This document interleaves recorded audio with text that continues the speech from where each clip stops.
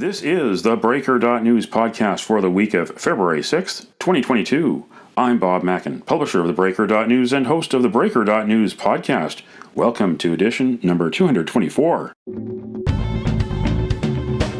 The Breaker is your source for news, opinion, and analysis about British Columbia issues, institutions, and influencers. Later, I'll tell you how you can support the Breaker.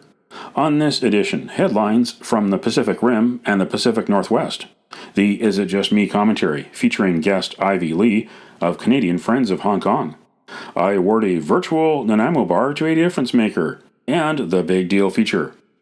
Mario Canseco of ResearchCo on the truck convoy protests and the Beijing Olympics. And hear a former Canadian ambassador to China testify to the House of Commons National Defense Committee on the Chinese Communist Party's threat to Canada. But first, is it just me?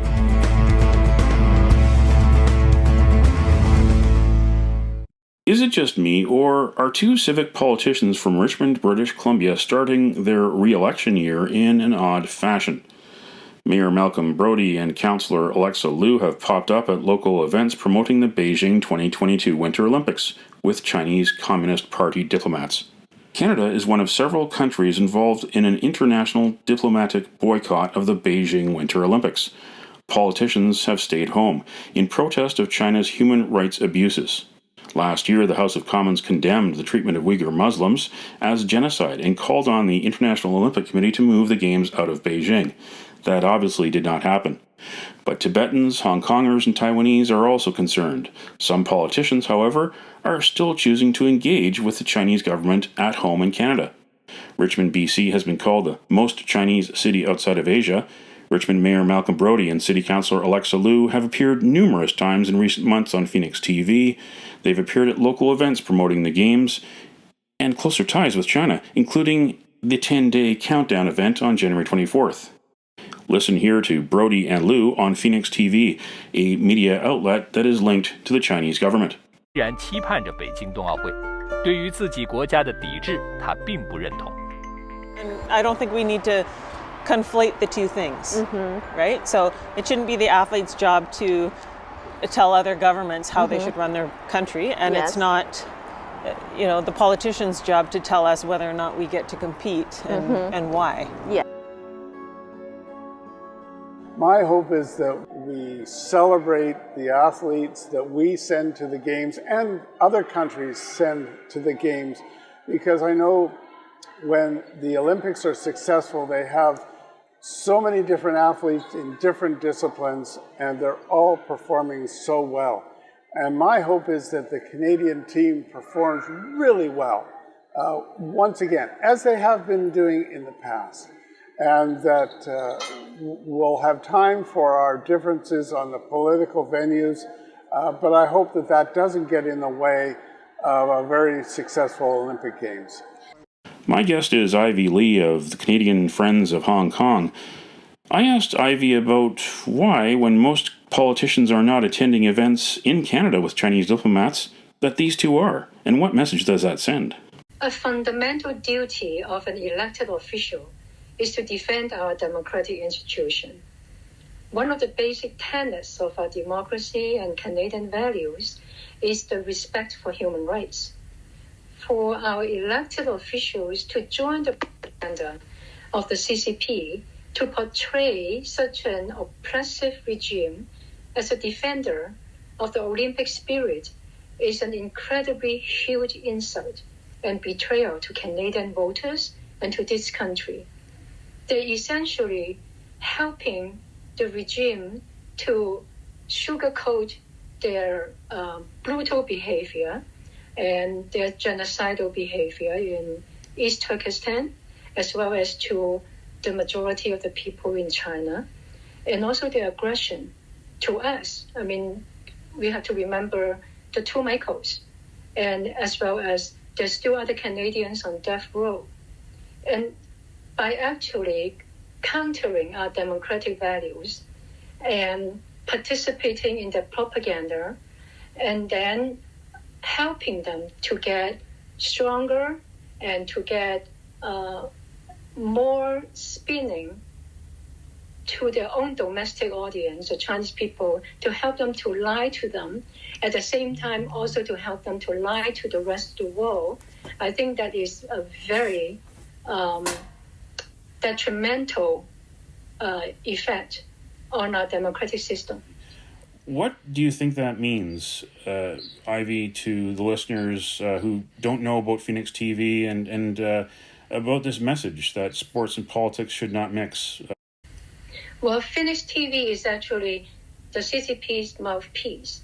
And during the Olympics, they actually put out very long daily propagandas about the Beijing, how they defend the Olympic spirit, how they actually is a country that respect human rights, and with our two politicians actually helping them to do that, it is inexcusable.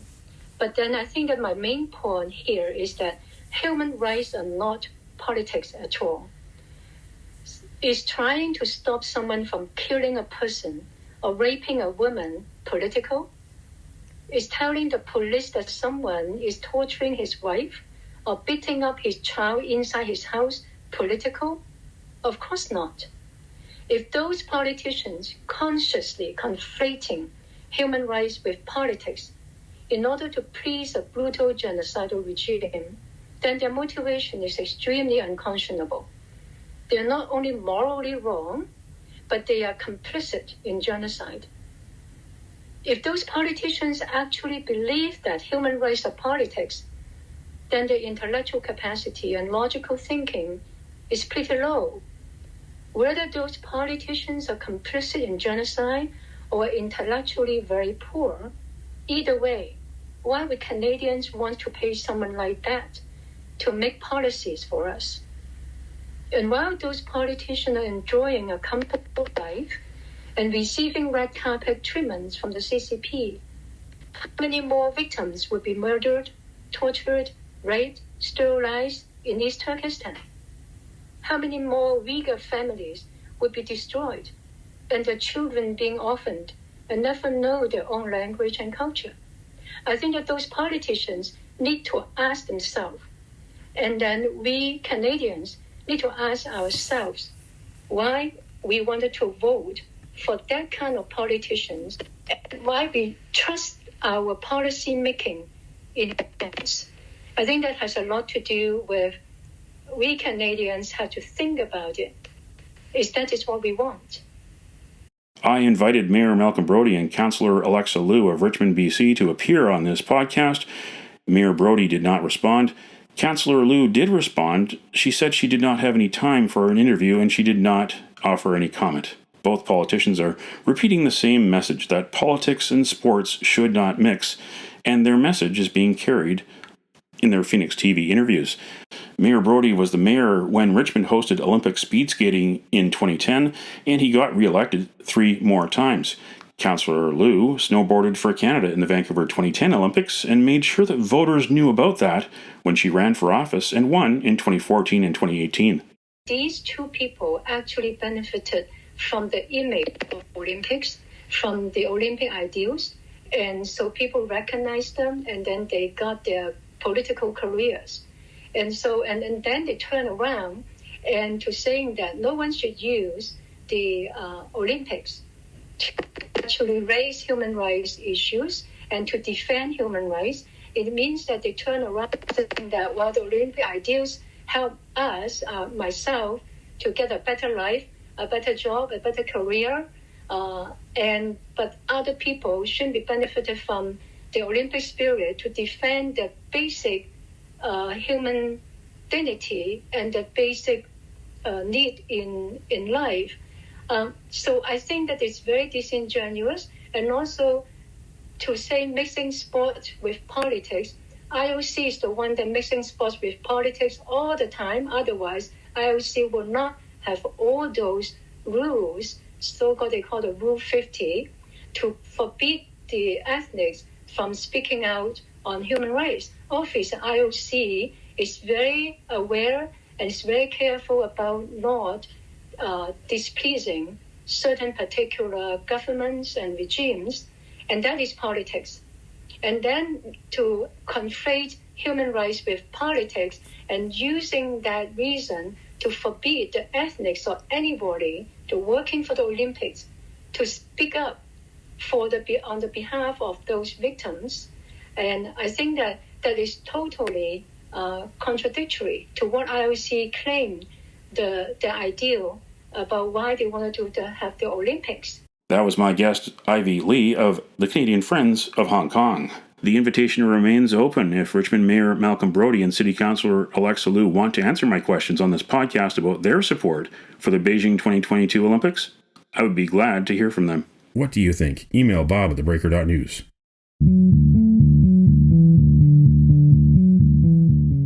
This is the Big Deal feature on the theBreaker.news podcast.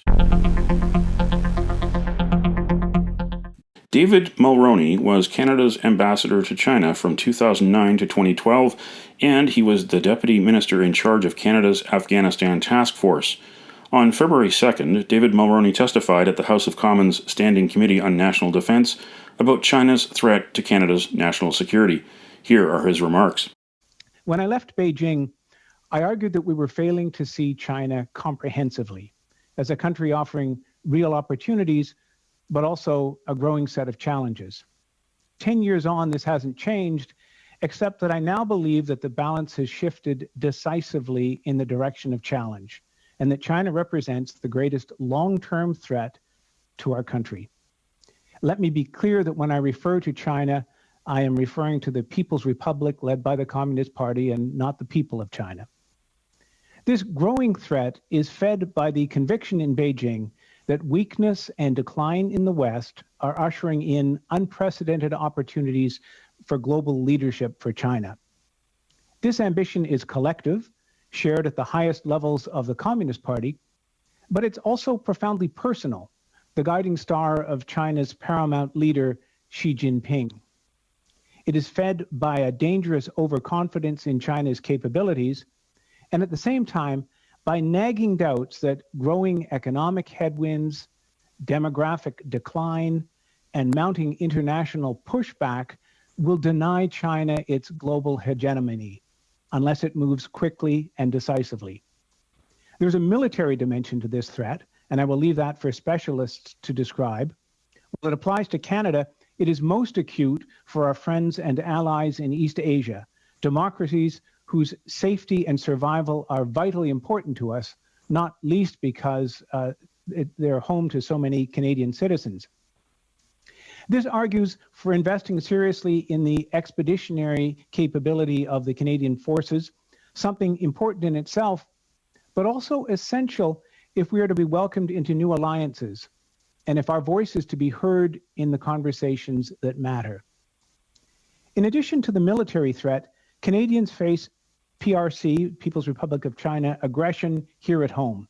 This includes harassment of members of the Chinese diaspora, as well as the many Tibetans, Uyghurs, and Falun Gong practitioners that China's Communist Party targets across this country. The threat also includes aggressive espionage, efforts to influence media and various levels of government, and even attempts to limit our autonomy. China's objective is to compel us into the kind of bilateral relationship it understands best, which means becoming its compliant satellite, a vassal state. Responding to this unprecedented challenge calls for a level of leadership, vision, and coordination that is rare in government. It will require multiple departments and the Canadian forces to understand and pursue goals over narrower organizational objectives. This challenge must not be underestimated and almost certainly requires changes to the machinery of government. We must also address two operational issues so fundamental as to be existential. First, we need to revitalize and repair leadership culture in the military and the public service, and recover the conviction that all public service, and here I include elected office, entails lifelong loyalty to Canada and an enduring obligation to protect privileged information acquired while serving this country. Second, we need to recapture what I would describe as a sense of national purpose, The defining element of Chinese strategy is psychological, aiming to intimidate and discourage an opponent so that he or she submits without a struggle. Bluster and intimidation are deployed to encourage passivity and defeatism, engendering in the foreign target a kind of national exhaustion, a widespread failure of will, and a drift into terminal dependency. The best antidote to this is a healthy sense of confidence in who we are and what we've accomplished, faith in our history, our institutions, and our people. We've needed to call on this resolve at key points in the past, and it has never failed us. But it is a resource that needs to be cultivated and replenished by our leaders and by our leading institutions. We can't meet the threat posed by China if we've lost touch with Canada. Committee member Glenn Motz, the Conservative MP from Medicine Hat, Cardston Warner, asked Mulroney this question. The communist regime there has obviously made Canada a target. And, we're targeted for political and economic interference. Can you expand on how they go about doing that? And, you did a little bit, and for the time that I have left, can you just give us your thoughts on that specifically? There are three things principally that China has in its Canada policy. One is that we're seen as one of the most important allies of the United States. So anything they can do to weaken that alliance and split us off is valuable. Two, we're a source of technology. They don't always respect us, but they respect us in certain areas, and they are working 24/7 to make off with as much of that technology as they can. Third, Canada is home to groups that are of interest to China, notably the Chinese diaspora. The Chinese leader Xi Jinping talks about the great Chinese nation, and he's speaking globally, and that leads China to interfere in diaspora communities and to treat people as hyphenated rather than as Canadians. But it's they victimize members of the diaspora, but also Uyghurs, Tibetans, and Falun Gong practitioners. So they're working at making us less reliable allies to the United States, deepening our economic dependency on China, making off with our technology, and interfering at the community level in Canada, all with a view to transforming us into a more reliable partner, or a more reliable client of China's. And you need only look at the rhetoric and the way that the Chinese ambassador and Chinese diplomats speak to us, including to parliamentarians. I've followed that over the last 10 years. The decibels are rising, the stridency is rising. They're assuming that they can tell us what to do. That was David Mulroney, the former Canadian ambassador to China, on February 2nd. It's not every day that a Canadian story gets worldwide attention. Truckers are protesting the ongoing COVID-19 public health measures, especially the vaccine mandate for cross-border trucking. The convoy to Ottawa might be the noisiest and most polluting protest Canada has ever seen. It is also very polarizing. Many people think the truckers should be arrested, but many support their freedom of speech. It is also the latest sign that Canadians are getting impatient and losing faith with their governments. In his latest survey, ResearchCo President Mario Canseco is seeing Canadians losing confidence in the federal, provincial, and municipal governments. 56% of Canadians are satisfied with the federal government, which is down 7% since December. There's been a lot of conflicting information recently. The idea for a couple of days or weeks that everybody's going to get Omicron and we might as well get used to it.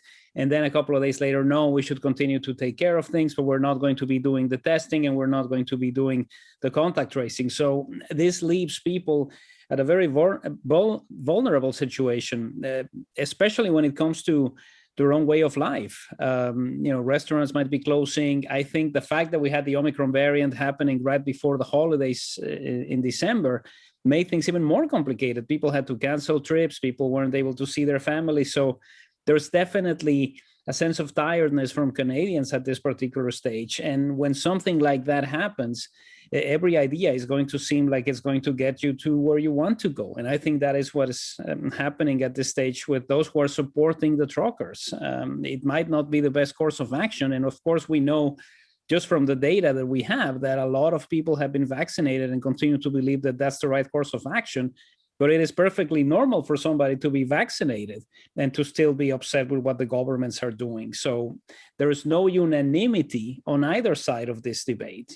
I don't think you can say that everybody who's been vaccinated, because 90% of us have chosen to do so, is happy with the way governments are managing things. It's not the right way to counter this argument. And I think that has also been problematic from the standpoint of the communications coming out of the Prime Minister's office. When you demonize a group for whichever reason, that group is going to be very upset. I mean, these discussions about the minority that doesn't want to get vaccinated has echoes of Hillary Clinton's comment about the basket of deplorables in the United States to refer to Donald Trump supporters. This is not the kind of politics that we run in Canada, and I think people are reacting to it.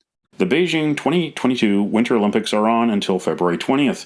In a recent ResearchCo survey, almost half of respondents said they would not watch the games on TV. Almost 60% said Canada should have boycotted the games, and 72% said that they are worried about the health and safety of Canadian athletes competing in China. There's support for athletes, but really not support for the games to have gone ahead, especially when they're going ahead in a pandemic in China, in a pandemic around the world still. One thing that was really striking about the last survey we conducted is that there was an expectation that the number of Canadians who were going to be paying attention to the games would not be as high. Now we're in the middle of all of the promotional situations. Everybody's paying attention to this. And we still have almost half of Canadians who say, I don't want to watch this. Part of it is maybe you just don't like winter sports, or maybe you're disenchanted by the fact that the NHL players won't be there. But a lot of this is still related to the human rights situation. And essentially, people haven't forgotten about what happened to the two Michaels. It's not normal to have 72% of Canadians saying that they're concerned about the health and safety of Canadian athletes in Beijing. Part of it is COVID, but the other part is we've seen what the government of the People's Republic of China is capable of doing with people from other countries when it suits their agenda. And this is definitely part of the situation right now. If the games were being held in Norway or in Sweden or in Denmark, we wouldn't have this many Canadians saying that they plan to tune out. So it's definitely problematic because it's not a comment on the athletic prowess of our own Canadian athletes. It's more about the fact that this is not the right venue for the type of display that Canadians are used to watching. That was Mario Canseco of ResearchCo. Find more information at researchco.ca. What do you think? Email Bob at theBreaker.news.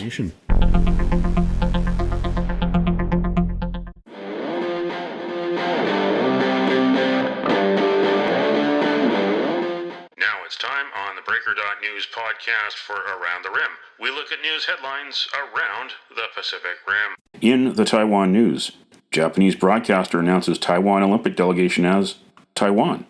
The Taiwanese Olympic delegation was referred to as hailing from Taiwan rather than Chinese Taipei by the Japanese broadcaster NHK during the Beijing Winter Olympics opening ceremony. The Taiwan delegation originally planned to skip the ceremony due to concerns Beijing would use the occasion to enforce its One China principle and falsely label Taiwan as part of China. However, they reversed their decision after pressure from the International Olympic Committee. In the Hong Kong Free Press, Hong Kong National Security Police arrest veteran democracy activist on morning of planned Winter Olympics demo. Ku Zhe-yu, who has stage 4 cancer, was arrested on February 4th under the security law for suspected incitement of subversion. Police said that a 75-year-old was detained early on Friday in Sham Shui Po.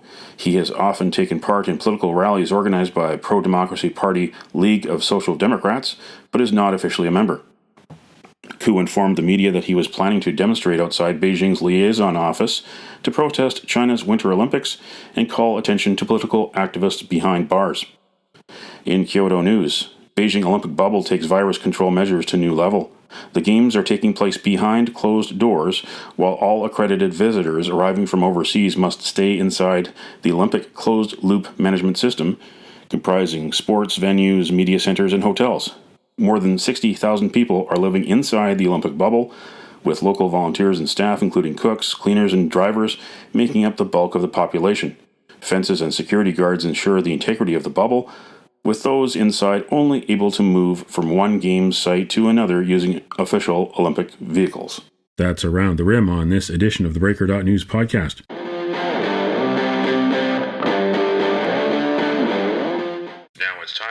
theBreaker.news podcast for Cascadia Calling. We look at news headlines around the Pacific Northwest.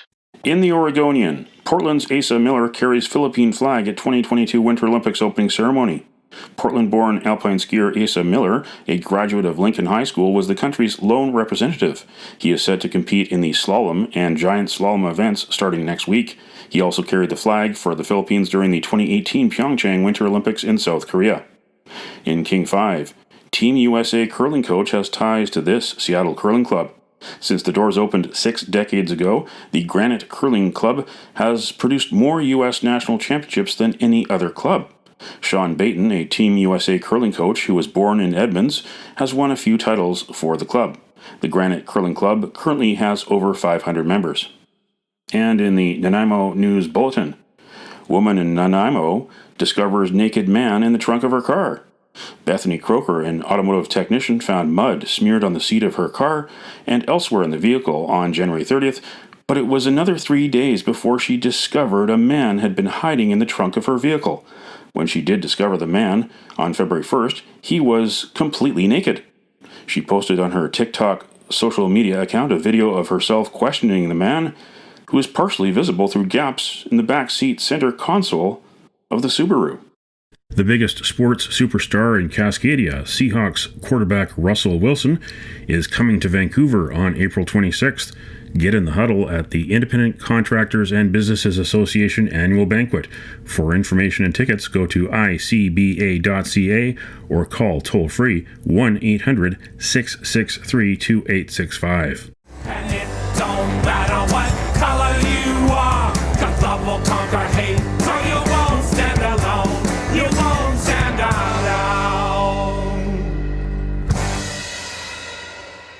The virtual Nanaimo Bar, brought to you by Spruce Hill Contracting. Every week we end the Breaker.news podcast on a tasty note by awarding the goodness of a virtual Nanaimo bar to people making a difference. A virtual version of the province's favorite dessert bar goes this week to Resident Doctors, the physicians of the future. It is Resident Doctors Week in British Columbia from February 7th to 11th. You can nominate someone for a virtual Nanaimo bar. Send me an email to bob@theBreaker.news. Spruce Hill Contracting, custom homes and renovations. Find more information at sprucehill.ca. Vaccine, vaccine, vaccine, vaccine. 'Cause once you're dead, then that's a bit too late. I know I'm trying to be funny now, but I'm dead serious about the vaccine. I think we all want to get back to normal, whatever that is, and that would be a great shot in the arm, wouldn't it? That's it for the Breaker.news podcast for the week of February 6th, 2022. I'm Bob Mackin. Thanks for joining me. Did you know that on February 6th in 1952, King George VI died and his daughter Elizabeth automatically became the new queen? Now you know. Send me your feedback. Send me your story ideas to bob@theBreaker.news. Bookmark theBreaker.news. You can also find us at theBreaker.ca. Sign up for the email newsletter and get updates to your inbox. For news as it happens, follow The Breaker News on Twitter and visit theBreaker.news on Facebook. You can support The Breaker for as little as $2 a month. For more information, go to patreon.com/thebreakernews. That's patreon.com/thebreakernews. Until next week.